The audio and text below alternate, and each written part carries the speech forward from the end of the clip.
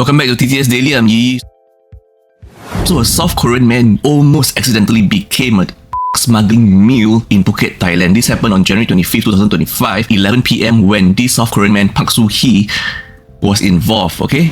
Soo-hee checked into the hotel on January 24th, planning to fly to France via Qatar Airways on January 25th. He was then given a luggage by a foreign male he met in Phuket who asked him to take it to France where it would be collected.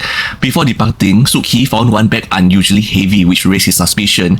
He then contacted the South Korean embassy which coordinated with Thai police. Police inspected the luggage and found two paper bags tightly taped containing one bag had 3.8 kilograms of 2.8 kilograms. Soo-hee narrowly avoided arrest by seeking help in time, thus preventing unknowingly smuggling or turning into a mule. Police investigations are underway and police have not disclosed the connections between Soo-hee and the man he met in Phuket.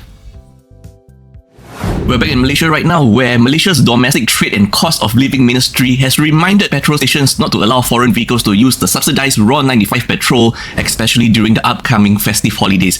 Thank you for this reminder. Thanks to this viral video that has gone viral that shows a woman with a Singapore registered car filling up with raw 95 at a Malaysian petrol station. She was stopped by station staff and she only managed to pump 1 litre worth of raw 95 petrol, okay? For context, this woman specifically chose a pump far away from the cashier and used a debit card to pay. She managed to pump only 1 litre of raw 95 before being stopped, okay? So, as you know, these raw 95 subsidized petrol are only for local Malaysian car plates, okay? So, Singapore class, please take note of your behaviours, okay? The ministry director now has highlighted the need for vigilance among petrol station owners, even suggesting having attendants at each pump to ensure compliance.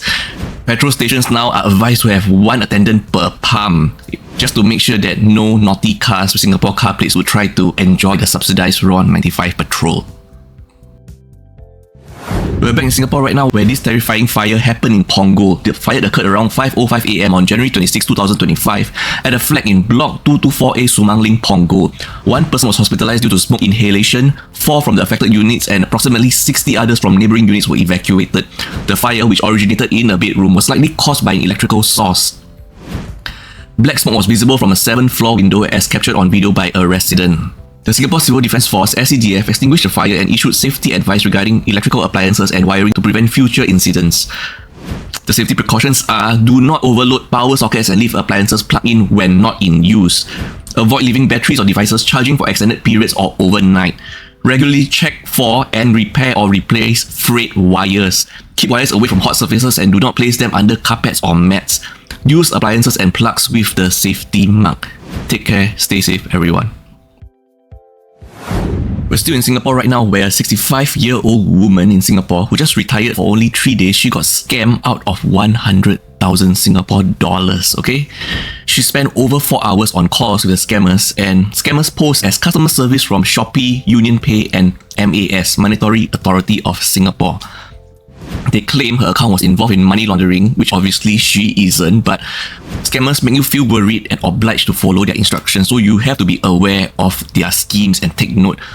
The scammers instructed this poor lady to transfer her money to a new GXS bank account to safeguard it, okay?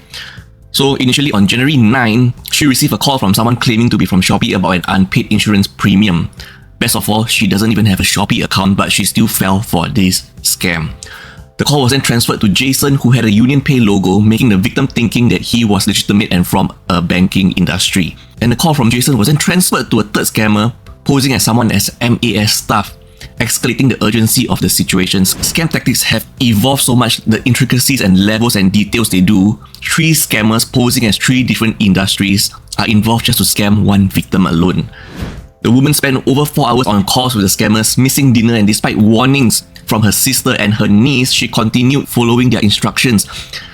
She's in fear that she's in some wrongdoing or something. The scammers make you feel so obliged and in fear that you're just being led on by them through fear. Even warning signs calling out to you from your family members, she ignored them. She transferred 75,000 Singapore dollars and 25,000 Singapore dollars to the GXS account. The third transfer failed due to insufficient funds. Subsequently, the GXS account was found to be empty when checked. The woman then finally reported the scam to the police, cancelled her online banking and changed her phone. Take note, she was new to retirement. She was only post-retirement 3 days and overwhelmed by this scam, okay? They exploited her fear and urgency to safeguard her money, and could it be also that the scammers are aware that she is newly retired? As usual, most of us, we do not pick up calls with unknown numbers, right? Because we know most likely it's scam. So does the victim, but at this unfortunate event, she did, and she got scammed. The last story of the day, this is a developing story that I stumbled upon at Reddit Ask Singapore, and this does seem a very believable story. So the poster, the OP, Nicole usually posts about her travel experiences over the world, including like Disney World and such, and she is a Canadian solo traveler, and she is in Singapore now, and she went to visit Universal Studios Singapore. So on the first day in Singapore, she entered USS, Universal Studios Singapore, and a girl asked for Nicole's Instagram. The girl was very approachable and friendly and asked, are you traveling alone? Can I have your Instagram? Nicole gave her Instagram to the girl and shared her travel plans. The girl then messaged Nicole throughout the day while Nicole was still in USS, inquiring about her departure time from the park and so on, which Nicole found to be weird, but then, maybe she just thinks that, locals are friendly. So at around 8 PM, as Nicole was leaving, an American man that she doesn't know suddenly approached her, and the man said, "Hi Sarah, I heard it's your first time in Singapore, want to go for a drink?" And Nicole was like shocked, like she said, "How do you know my name? Get away from me." And the American man was holding Nicole by the wrist.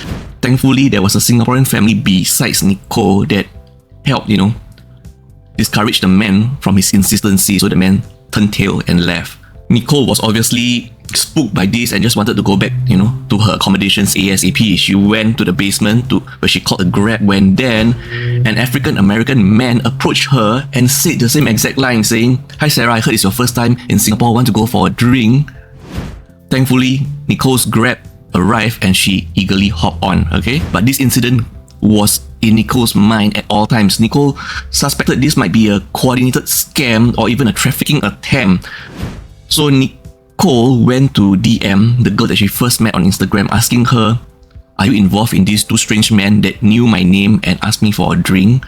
And then this girl replied in a really cryptic message. You can see some of the text replies here, the DMs. The girl seems to imply to Nicole that, "I'm sorry, but I wouldn't do what those men did to my family," which is, as you can see in the DMs here, this was the kind of vibes that the girl message gave to Nicole. So out of fear, Nicole blocked the girl on Instagram and left Singapore for Malaysia to carry on with her travel plans. Nicole has since reported the incident to the authorities and planned to inform Universal Studios Singapore too. As you can see, we'll be sharing the links. You can take a look and vet for yourself if you believe this story to be true or not.